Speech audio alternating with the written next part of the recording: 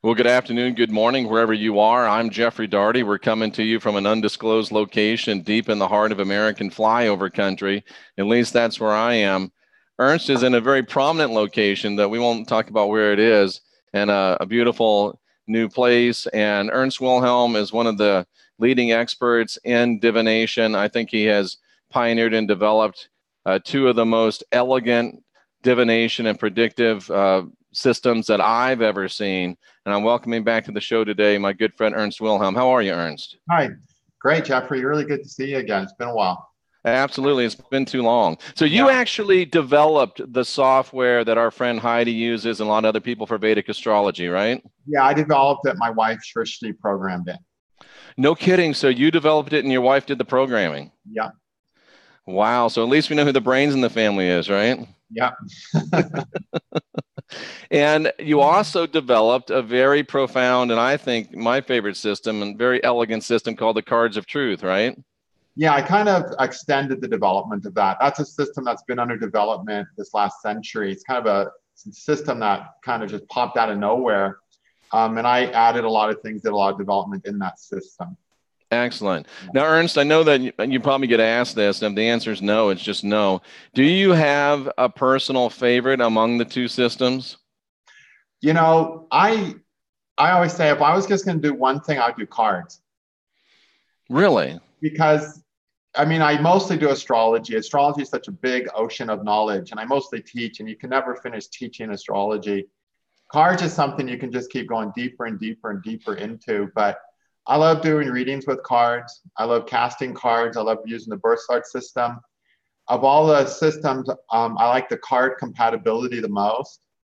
And I love compatibility. It's one of the things I like is relationship astrology. So I love the cards for that.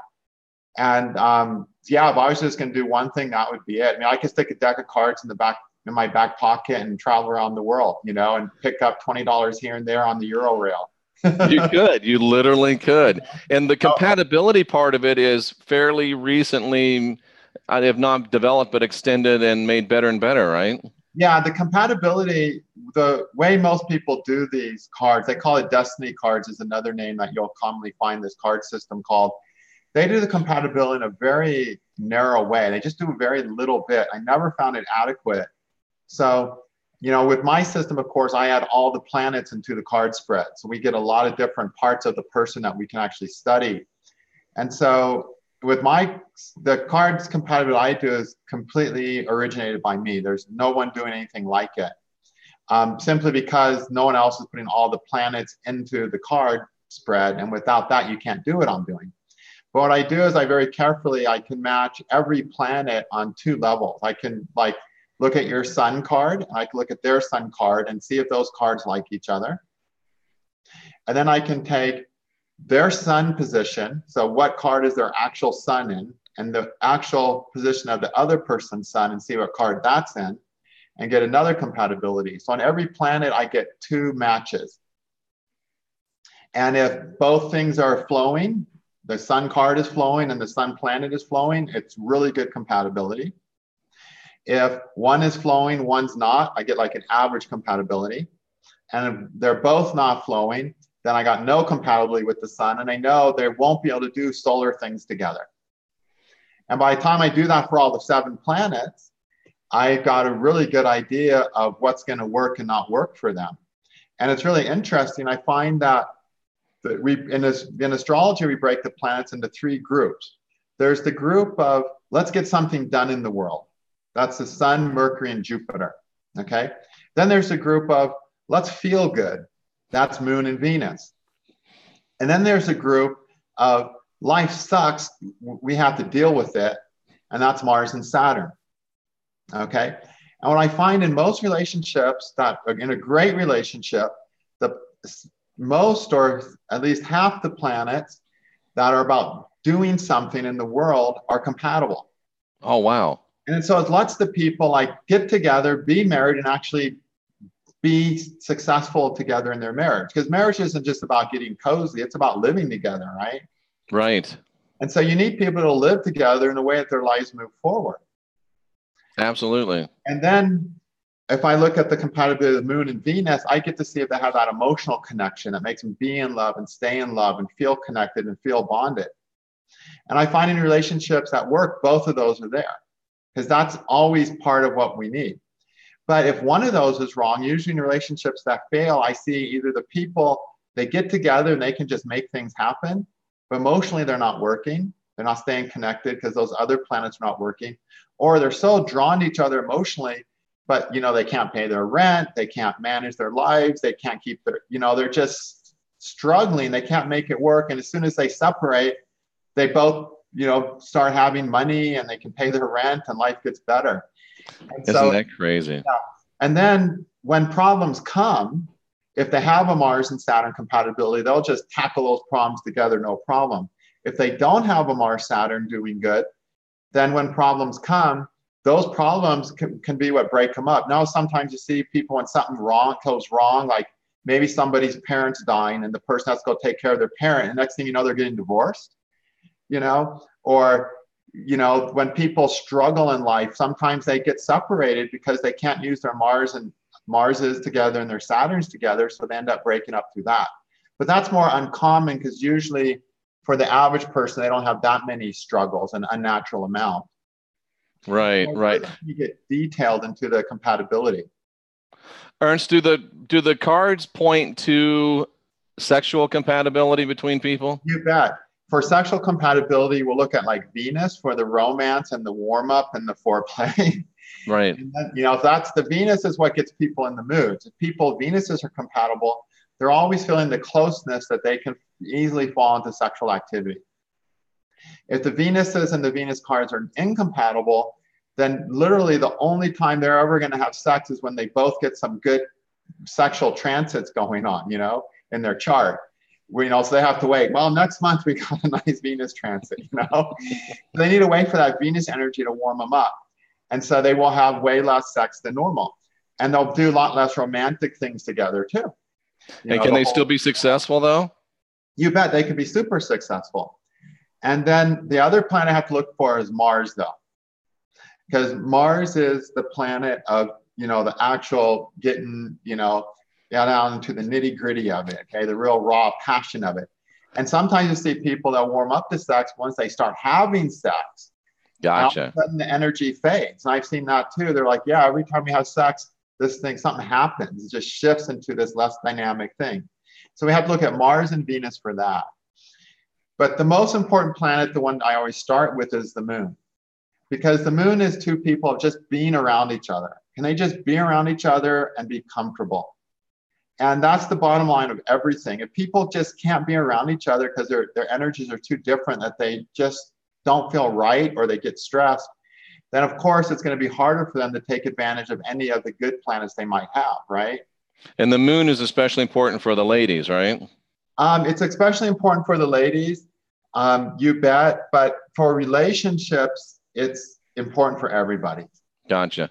Ernst, I do a lot of counseling with people, and I began to find that, even if you have a really great, really vibrant sexual relationship, even if you're having sex 3 times a week, like an hour at a time, that's still way less than 10% of your relationship. So I'm thinking that we might want to broaden our horizons, and sure, we can have a great sex relationship, but you still got 90% of your life where you have to deal with someone. So you really want to look at not just the Mars and the Venus, but you want the planets of just regular, we get along with each other, the moons to be very compatible as well, right? Yeah, if you get the Mars and Venus, you might get the Venus, and so there'll just be this emotional affinity.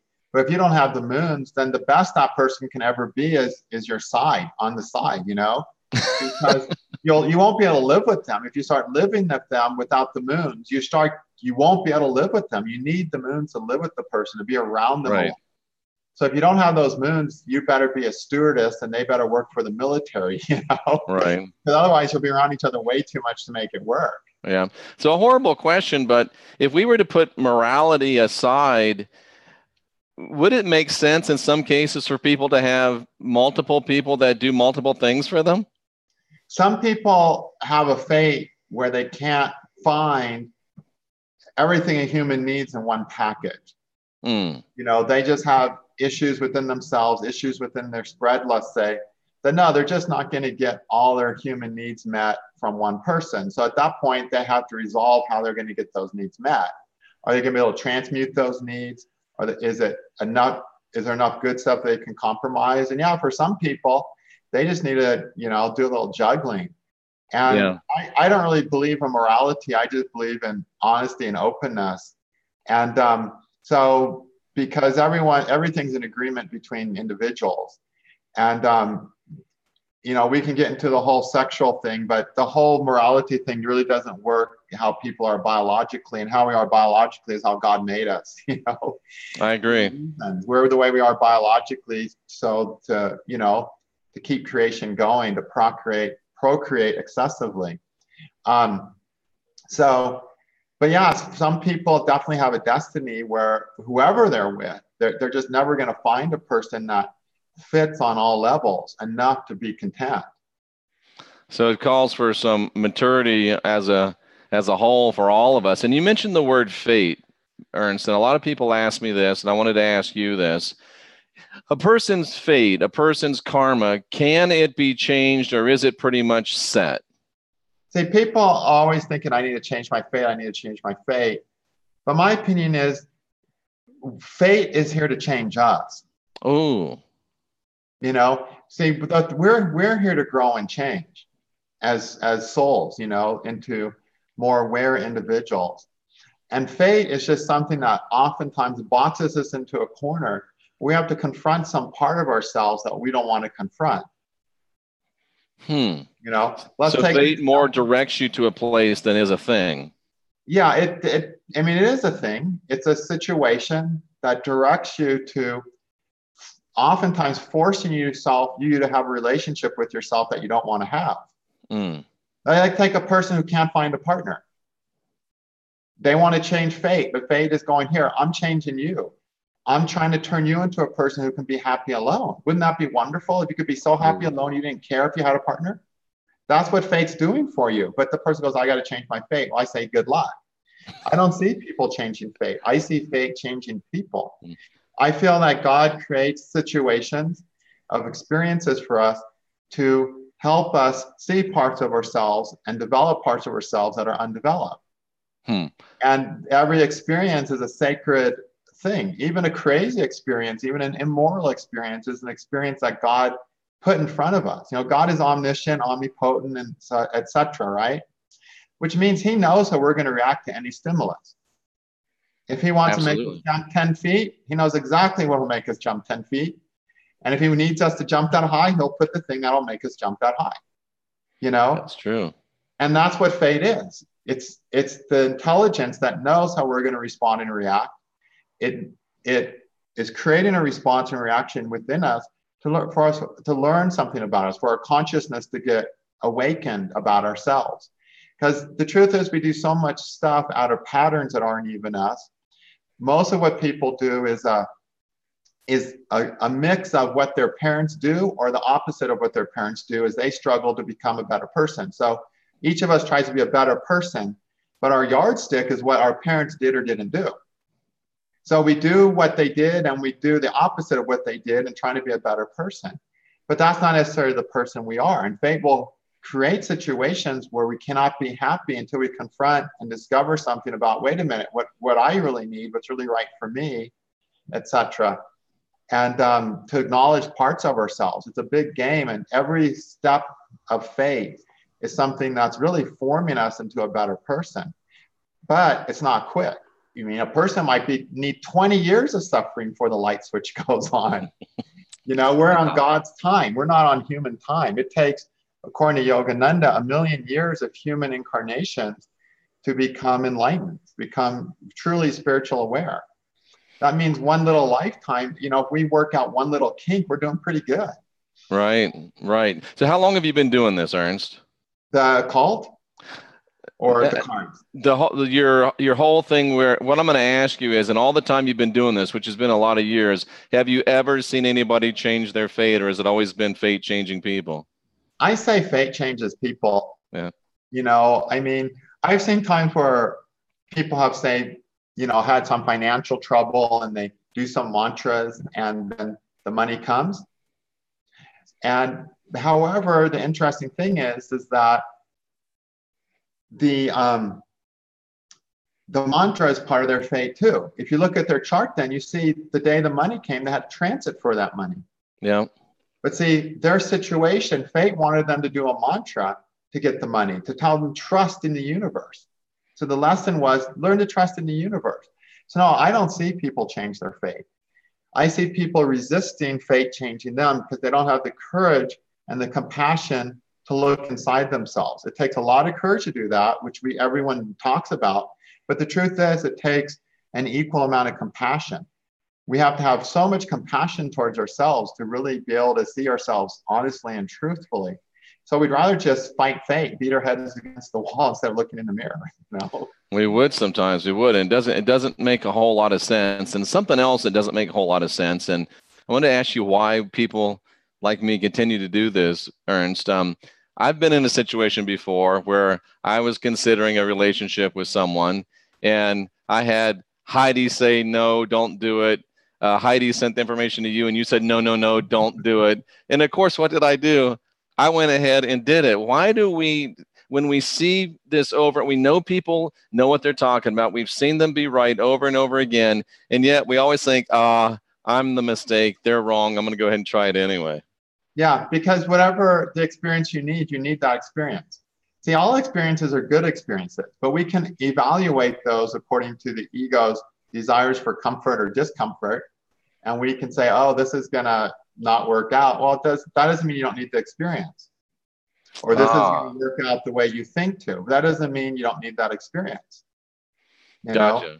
I think as astrologers, as occultists, I think it's kind of ironic that here we are, we try to predict the future while talking about how we don't want to respect the future. So we want to predict fate, but not respect it. I don't think that's a good relationship with fate. For me, I respect fate as an important part of life. It's what sets us up for the experience that we need to grow. And no, that does not mean a pleasant experience a lot of the time, because we usually don't grow in pleasant experiences. We just grow fat and lazy in pleasant experiences, right?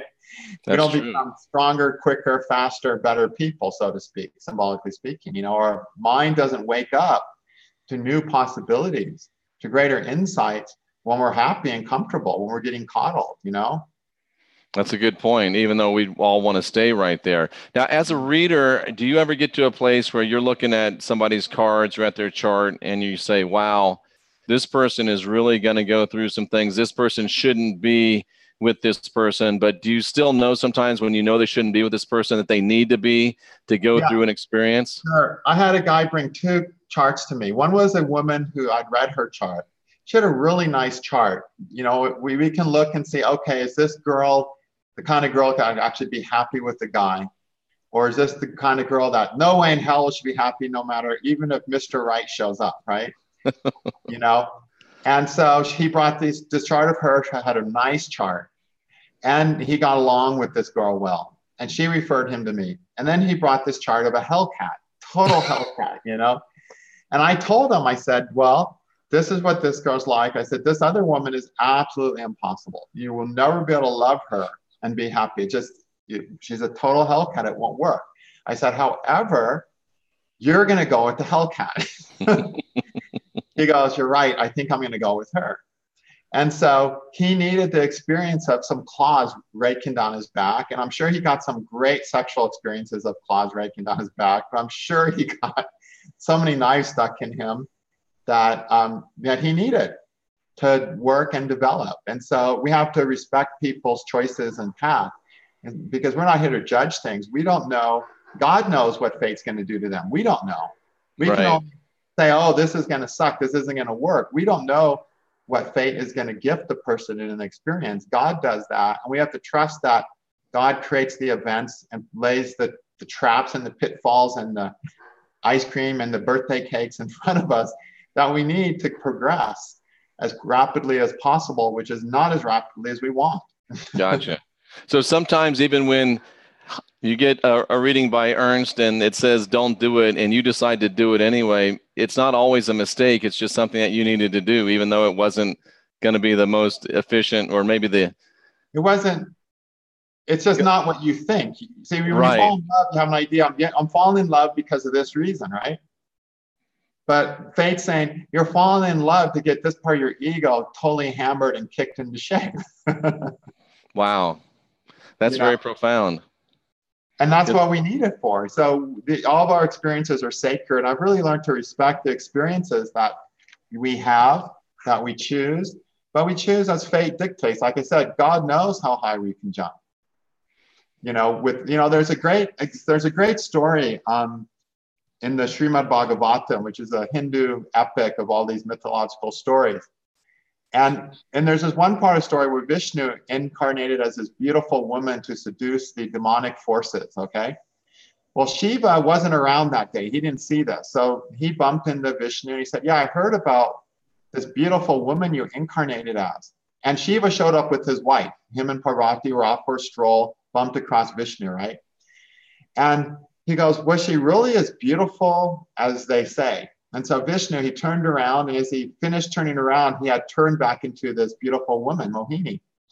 And Oh, he was wow. wearing like a loose silk dress and had this ball, and she was throwing the ball up in air, and it was just making all the curves move and then catching the ball between her breasts. So it was this very voluptuous, sensual, breast-infected display of femininity, right?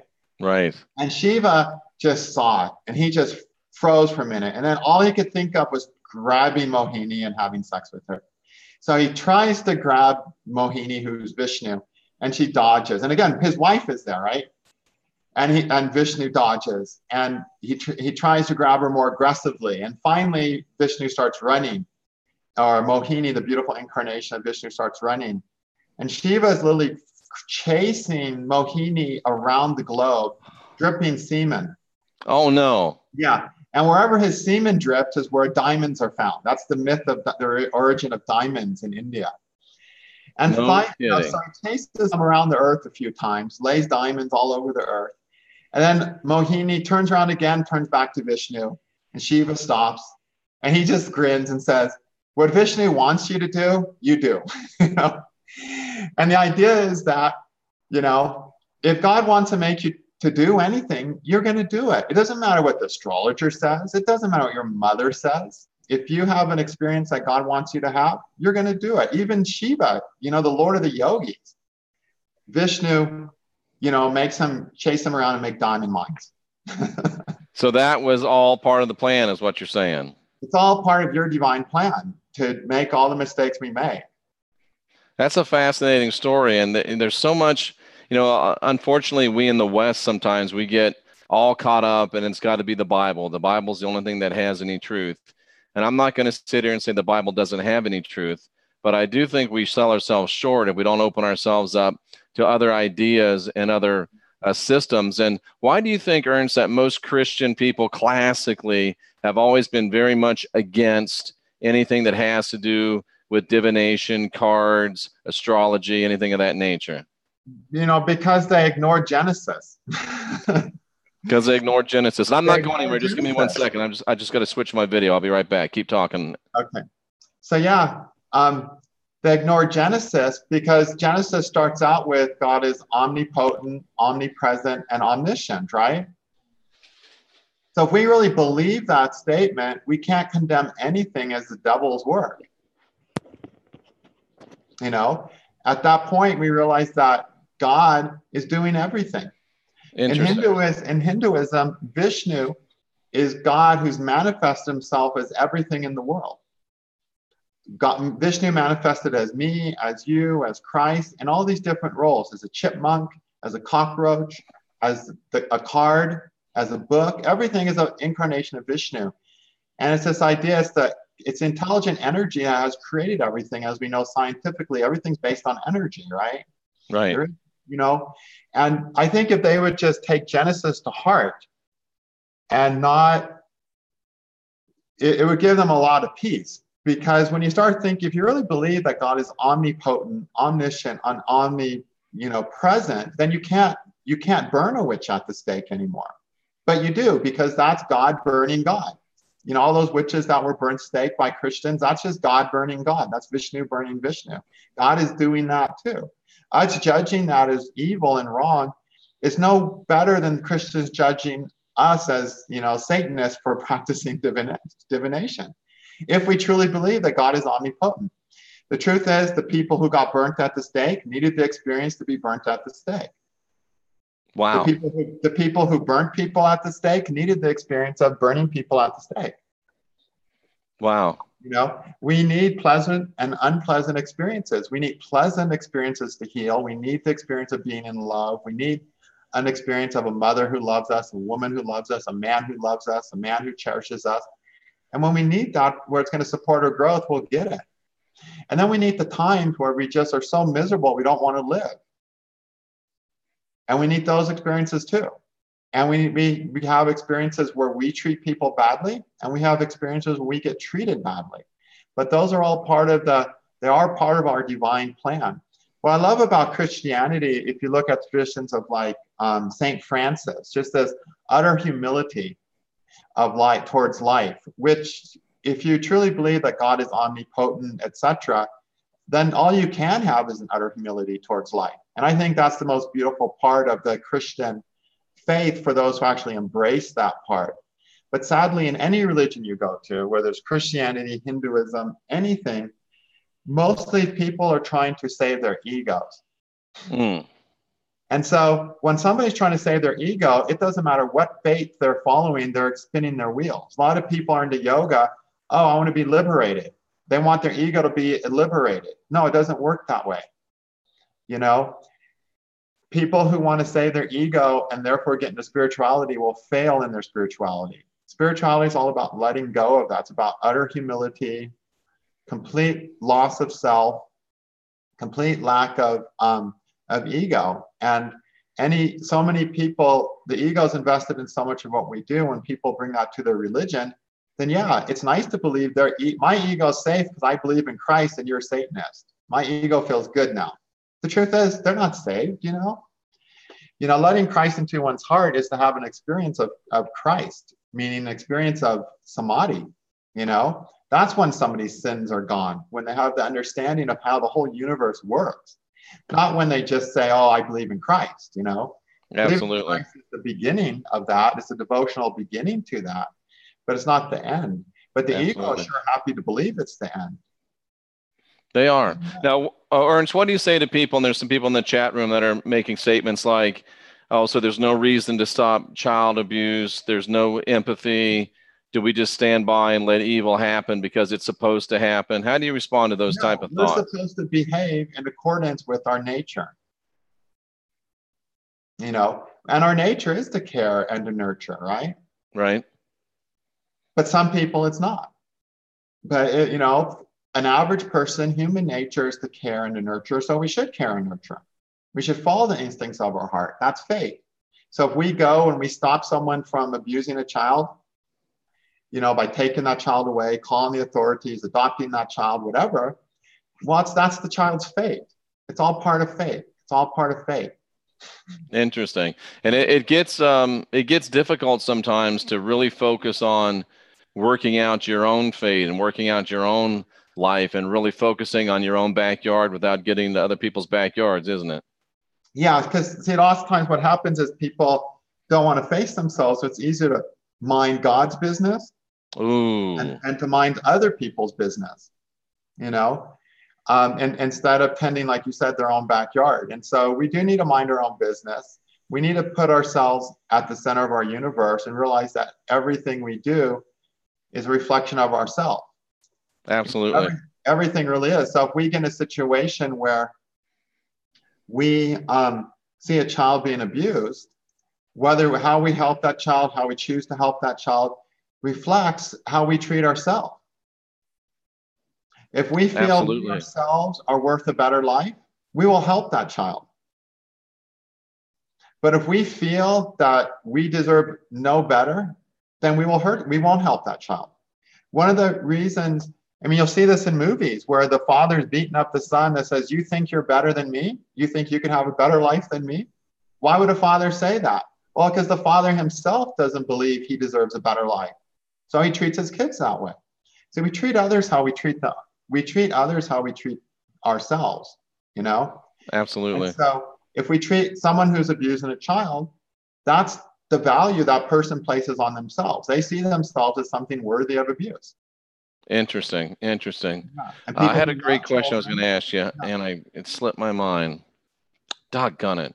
Well, we can get back to compatibility and cards. Absolutely, absolutely. Why the cards of truth is so profound, especially in the realm of compatibility, and it can tell you not just an overall compatibility, but it can tell you right down to years and months and weeks, and it can even break it down to days and sometimes even parts of days, right? Yeah, well, what we do with it, first we do the basic compatibility and we kind of see if the cards are good. And one thing I think about really interesting for people is see how the cards interact. So we have a circle of spades, hearts, clubs, and diamonds, okay? So we got 2 black cards and 2 red cards. Now, red cards don't do well together in a relationship situation. So hearts and diamonds don't mesh well. The reason is because they're both feminine. And 2 feminine things can't interrelate. For a relationship requires a masculine and a feminine, a positive and a negative, because you need the energy to flow, right? Whoa. So if I've got a lot of red cards in my spread and my potential romantic person has a lot of red cards in their spread, that's a bit of a red flag. It's fine if they're both the same suit. So if you've got red hearts and they've got red hearts, fine. But if you've got red hearts and they've got red diamonds, those 2 suits are not going to have a dynamic relationship. There's no spark between them. There's no energy that can flow. Is that because one tends to be lovey-dovey and one tends to be bottom line, money, money? It's because they're both feminine. They're both too receptive. I gotcha. So a relationship works like a circuit, like an electrical circuit. We need energy to flow from positive to negative. We need the energy to flow between 2 people, right? Gotcha. Energy only flows from positive to negative. If you have 2 negatives and you put them together, nothing happens. You get 2 positives, which are the black cards, and you put them together and you get an explosion. Okay? So nothing good happens. So diamonds and hearts can't relate to each other and they can't energetically connect. We want a connection is what we're looking for, right? So it's kind of blah and dull. Yeah, just things don't happen. Gotcha. With clubs and spades, things don't happen and there's more room for conflict. You know, what happens is they kind of come together and they end up repulsing. Gotcha. When 2 feminine forces come together, they can just come together, but nothing can be created out of it. When 2 male forces or young forces come together, when they come together, they repulse. Okay, or one has to get broken. So it usually happens when you got clubs and spades, the stronger personality will dominate the other person. Oh, I've seen that. That other person will be a broke person. When 2 reds, when diamonds and hearts come together, they'll come together. They won't be able to create and do a lot, but they won't break each other. A way to illustrate this in a picture is I'll illustrate the sexual picture, okay? Okay. You have 2 women come together to have sex. They can have a good time and they can both do what feels good to women, but they can never have a child, right? Right. So nothing will ever come from that experience, like concretely, right? Right. If you have 2 men come together sexually, though, one man has to behave like the woman. Yeah. Okay. So so it's that picture. When two blacks come together of opposite suits, spades and clubs, one person has to shift into what they're not. Okay. Interesting. You know so what they I mean? have to kind of give up. They have to surrender. Yeah. So they have to give up their ideas, their opinion, their point of view. And I've seen that happen, Ernst, in that particular situation with spades and clubs. Yeah. So you don't want spades and clubs together. Mm-hmm. Then remember the circle: spades, hearts, clubs, diamonds. Okay. These 2 are the most compatible. So spades and hearts, super compatible, really good. Then clubs and diamonds, super compatible. Okay. Those cards will flow the best. So if you have your moon in a heart and they've got their moon in a spade, really good. Or if both moons are in a heart, that's good too. Same suit is always really good too. Okay. In fact, same suit is the most important thing. I'll get to that in a minute. Then if you've got diamonds and clubs are super capable externally on a physical level. When they get together, they make things happen that are concrete, that are productive and satisfying. Spades and hearts, diamonds, clubs, and diamonds. Spades and hearts, when they get together, they grow together, they heal together, they nourish each other, and they feel a lot of emotional connection and love for each other, okay? And so those are the combinations we want. Now, the other red and black, hearts and clubs, they're red and black so they can connect, right? But the problem is clubs likes to connect on an external level, whereas hearts like to connect on an internal level. Gotcha. So they can't connect in a way that ever gets anything really done. They can have fun, they can have dinner, they can talk, they can flirt, but really getting something done they think you'd be proud of doesn't really work out really good. Then diamonds and spades. Diamonds, again, are receptive, but they're receptive on an external level, whereas spades are active on an internal level. So while one's active, one's male active, one's female receptive, they still are in different realms, one internal, one external. So they can get together and appreciate each other, but the things they both need to do are different. And so they won't be able to do the things that are important to each person. So those are not great compatibilities. They won't work long-term. They can feel exciting at first, because anytime you get a black with the red, you get an energy flow. And that's what... I've seen that too. I've done that. Yeah. But so for long-term, the most important thing is some stuff in the same suit though. Opposites attract. So you want that energy dynamic, but it's similarities that hold people together. So if you have it's again about what do you want? Do you want some fun or do you want some long-term compatibility? Yeah, and you kind of want the perfect package where you get enough of the opposite attracts, the complementary opposite color suits that can work together. So spades and hearts or clubs and diamonds. But you also need the person to have some of the same suit as you, because otherwise they're going to get on your nerves. You'll be attracted to them. You'll want that thing at the same time as going, oh my God, did you really say that? Yeah, remember 90% of the time you're not involved in any hanky-panky. So you got to be able to be compatible with each other. And like you said over and over, I think it's so important. Most of the people that listen to this program are people that are involved in some type of a mission in their life. And the best relationships, I think, I don't know if you'd agree or not, are ones that help us complete our mission and help serve our mission. Yeah, and that's what really a marriage is about, right? Yeah. About succeeding in your mission. And for that, it's really important to have the moons compatible. Yep. And then the sun, Mercury, and Jupiter. Moon, sun, Mercury, and Jupiter. Okay. Yeah. Sun, Mercury, Jupiter, moon. All right. But then the thing is, while we might be able to accomplish that, in life, we're going to get bruised and battered. Yep. And when we're bruised and battered, we need to come together with our partner and heal. Yep. To feel good, to rejuvenate. And for that, you need Venus. Venus is the rejuvenator.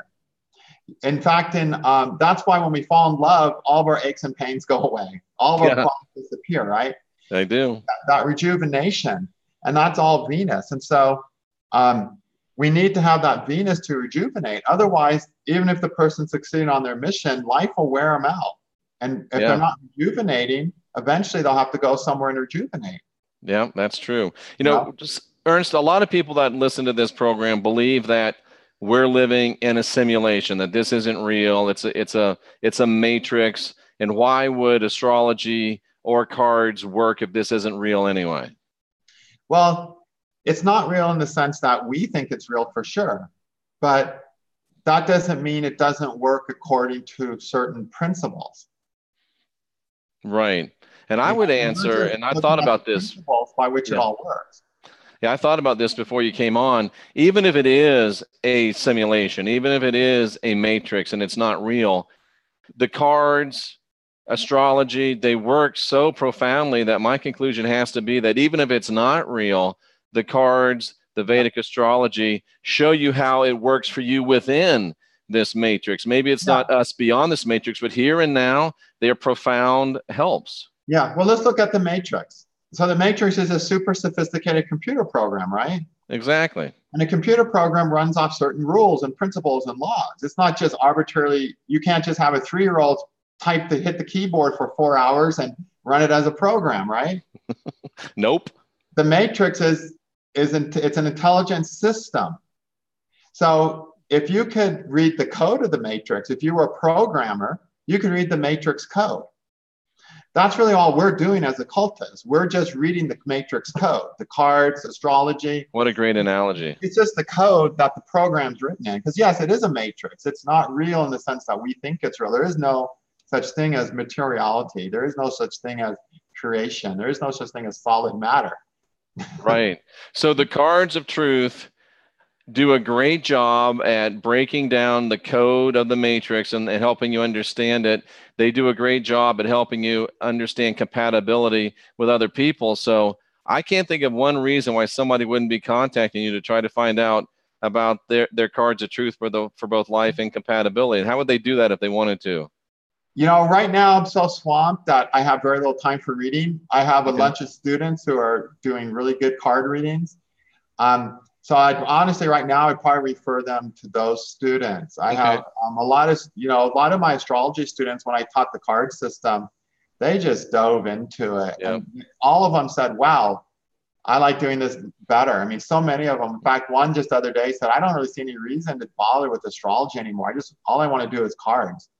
I'm one of those too, Ernst. The cards just really caught my eye, and I've been diving into them for a long time, and they're just amazing. And the one question I have for you is, you want to do a compatibility for someone, and a person tries as best they can, but they cannot find their birth time. Is it just a total crapshoot, or is it worth doing at all? With the cards, you can still do a decent compatibility. What you won't have the rulers. With the compatibility, we do like 3 things. One thing, we check their energies, see if their energies work. What's your moon like? What's their moon like? What's your sun, Mars? We check all the planets and see if they can flow or not flow, according to those short principles I mentioned. Then what I do is I look for what's called, what I call partnership ties. Yep.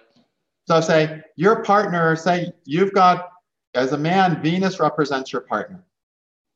So if your Venus is in the Ace of Hearts, in the Mars card, then any woman who has a self factor in the Ace of Hearts or the Venus card, you're going to feel a pull towards.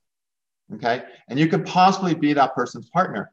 So if we don't have the birth time, we won't be able to see all those partnership factors and all those self factors, because we won't have the ascendant. Gotcha. Yeah. The ascendant Lord, which are strong self factors.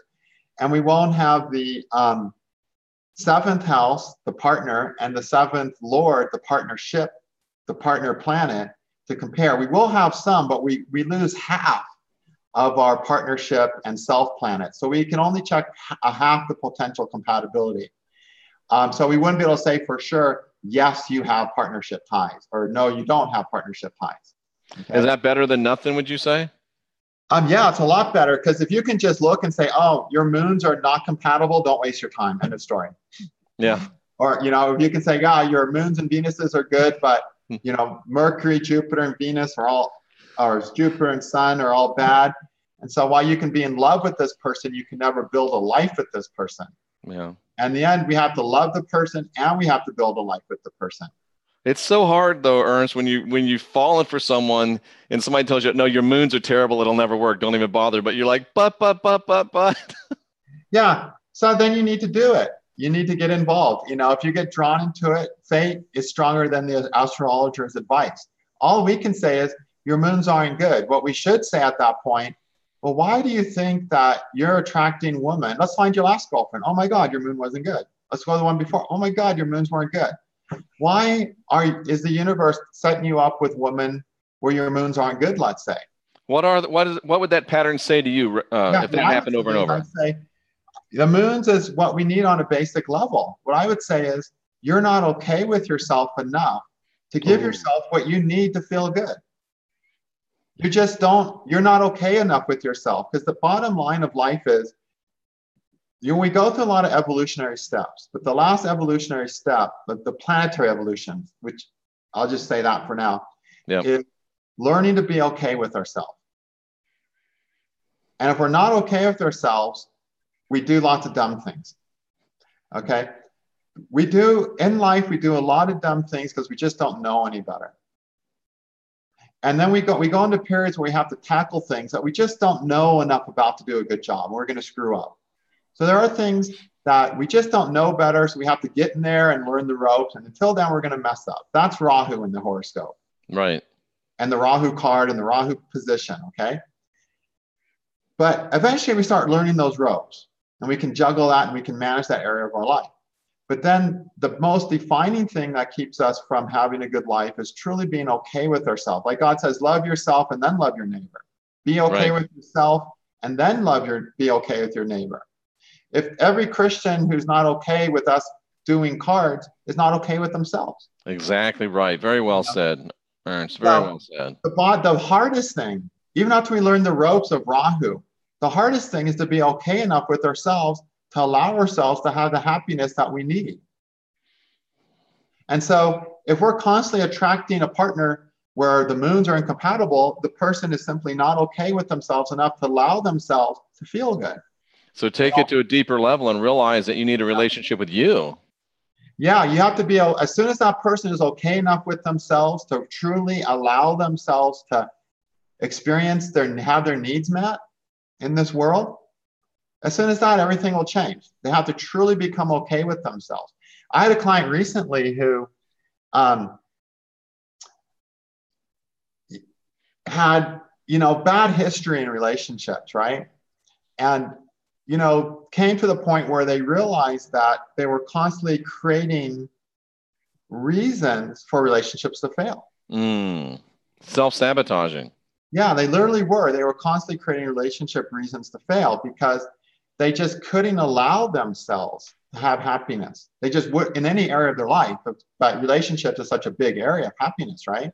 Yes. So then they met a girl and they actually had better stuff with this girl and they couldn't really allow themselves it actually was a crisis for them to entertain the idea of being with this girl. Because they were actually a girl who could possibly, because they were a girl that was better than the girls they brought in. Gotcha. Kind of what they always wanted, but it was a huge crisis of growth for them to be able to say, okay, wow, I can actually let myself get to know this girl. Like they wanted to just run out of there, So that you almost become afraid of success on some levels. Yes, you don't allow yourself to have success. And I see people manifest all kinds of pathologies. I see people who aren't okay enough with themselves to have success in their career. Yep. So they manifest a disease so they can't go to work. Amazing stuff. Yeah. So lots of times we manifest disease simply because we're not okay with allowing ourselves to have what life would give us if we weren't sick, if we were healthy. So that's so powerful, Ernst. I've seen it. I've watched it. You said several times, you mentioned the word married. Do you personally feel that people should be in marriages to have a most fulfilled relationship versus just living together? No, I think if a person's really lucky, they can have a wonderful marriage. I think it would be wonderful if more people were lucky enough, to have a marriage where they could be productive materially, where they could also enjoy each other's company and be in love. I wish we saw more of that. Sadly, in this day and age, we seem to be in an age where people have a lot of psychological growth to make. And so we're really falling short of that. But I think it'd be wonderful, whether it's marriage or living together. I don't care what you call it. I just wish more of us found that than do. But that is the challenge. The challenge used to be get enough food in your mouth. Now the challenge is to get along with a member of the opposite or even the same sex, to get along with another person. Isn't that amazing? So people sitting in this audience now, Ernst, thinking, these are cards. These are little square rectangles of paper arranged in a certain way. And here's two guys that seem to be fairly intelligent. And the history of this seems to be that it's very profound and it works. But what do you say to a person that says, how in the hell can this possibly work? They're just cards. Yeah. Well, the thing is, the cards are based on this nature, cycles of nature. So the spades are trees, and trees have a pattern of growth. And then the hearts are the fruits on the trees, which have a pattern of growth. Then the clubs are the leaves on the tree, which have a pattern of growth. They start at buds and they eventually end up as as decomposing, compost enriching, bits of dirt, right? Right. And then the diamonds are the land itself, the crystals, the rock, which is all crystals. And the crust of the earth, which gets nourished by the falling fruits and gets nourished by the falling leaves, into soil. But the diamonds themselves are just that crystalline matter. And so each of these things have a process of growth and decay. And one of the biggest problems with modern man, I think, is that modern man has decided that we're separate from nature. Exactly. And in separating ourselves from nature, we have created a host of diseases, including mental diseases, that never existed when man saw himself as part of nature. Absolutely. Not to mention the destruction of the environment, because we're so far removed from nature, we think we can destroy our home and still be happy. It's so stupid. Yeah. And the truth is, though, we are part of the earth, just like a tree. A tree is part of the earth. We're part of the earth too. Just because we can walk around and not get stuck in one place like a tree doesn't mean we're any less than a part of the earth. In fact, when we do solar return charts, we calculate your chart every year on your birthday. And even if you live in a different part of the globe, we still calculate it for your birthplace, because you're anchored to that birthplace astrologically, even though you have roots long enough to let you live in a completely different country. Okay. So we're anchored to the earth. The earth gives birth to us. We're a part of the earth. The science of astrology is literally, we measure the planetary positions relevant to earth. We measure the cusp relevant to earth where you were born. We're basically seeing what happened to earth on this place when you were born, and that's you. What happened to earth on this place when you were born was you were born. That's the amazing thing that happened on earth there. With astrology, cards, whatever, we just look at the amazing thing that happened to earth in a particular place, that place being where you were popped out of your mom's womb. And so the cards, since they symbolize how nature works, how earth is growing things, we don't work any different than the tree and the fruits and the leaves and the ground. We don't work differently. That's why they work. The nature gives us lets us see something. Like Emerson, he was a naturalist. What he said is that the symbols of nature show us that God exists. He called them emblems, that everything that happens in nature is a symbol of God. And that's how the old religions were. That's why we had God of thunder. And that's why we had God of this and God of this. They were all gods of natural forces, because all these natural forces are miracles.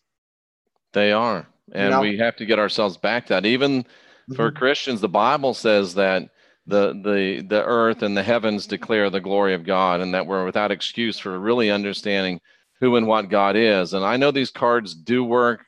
They work profoundly, and that's a great explanation of why they work. And Ernst, if someone wants to introduce themselves to this system and learn how to use it, you've got some great classes, and people can even join up and learn about them in detail. Where do they do that? Yeah, the website is cardsoftruth.com, where I've got a course on compatibility, a course on card casting, and 2 courses on the birth spread, which is the astrological system with your birth date and time. Absolutely. And I'm working my way through all of them. I've done a lot of them, and they're profound, folks. I do recommend that you go there. And where's the website, Ernst? Cardsoftruth.com. Cardsoftruth.com. Powerful stuff. But you're too busy for people to ask you to do readings right now, right? Right now I'm too busy. Yeah, I'm translating all my stuff into Russian right now. I am managing all that. And then I'm swamped with trying to finish up some courses. I'm trying to get some new cards courses done. And I have enough regular clients that have been around for years that I just don't have room to add new people. But really, I have so many students doing card readings. If they go to Vedic-astrology.net and go to the reading section, they'll find a place where they can track these down. But, Nicole, Carmina, Ganesha are all doing card readings, and Nishi are all doing card readings at a really high level. In fact, all of them have come up with extensions of techniques using my principles. They've all excellent. Told me things that they're doing as a natural result of my principles, things that I wasn't doing. So they're developing the system currently into new ways to use these principles. There's always, like I said, cards is very narrow in the principles, but you can just go so deep. And all these people have done something deep, come up with something deep. Excellent. So it's really wonderful to see people embrace the system and put their intelligence and experience behind it. What's coming new from you that we can look forward to, Ernst? Well, I want to finish up doing the video for each card spread. So, this is your ace, you're an ace of hearts. This is your spread. This is your card. I got to finish those up. I've done, 12 out of 52 of those. And I also want to do a new course on the underline and overlaying cards in the birth spread. Excellent. Which, those cards have kind of a lot of karmic and growth connotations, kind of show where you're coming from, what you're growing into. There's a lot of intricate, advanced ways to use those that I haven't taught yet. And excellent. I haven't taught them because I don't find I need to use them a lot, but it's kind of like another way to go a little deeper. And once again, the website is cardsoftruth.com, right? Yeah, thank you. Cardsoftruth.com. Spend some time there. You'll be very appreciative of it. If you have any interest in astrology, tarot, any interest in any type of divination, I tell you what, go there, but give yourself some time because you'll be there for a while. There's lots and lots of great stuff, and don't be afraid to dive in. It's learn at your own pace. It's go as you want to learn, and it's always something that's there to help you. And Ernst, I want to thank you so much for being on. I'm going to get out there and shake your hand one of these days soon. It's been a pleasure getting to know you. We'll shoot a video here too. It'll be fun. Absolutely. That'll be great. Folks, Ernst, stay there just 1 second so I can say goodbye to you personally in the chat room. Thank you so much for being here. Thank you, everyone. We appreciate you so much, Ernst. Thanks for being here. And folks, I'll be back later with some more podcast excellence. Until then, go check out cardsoftruth.com. Let me know what you think, and we'll talk to you again real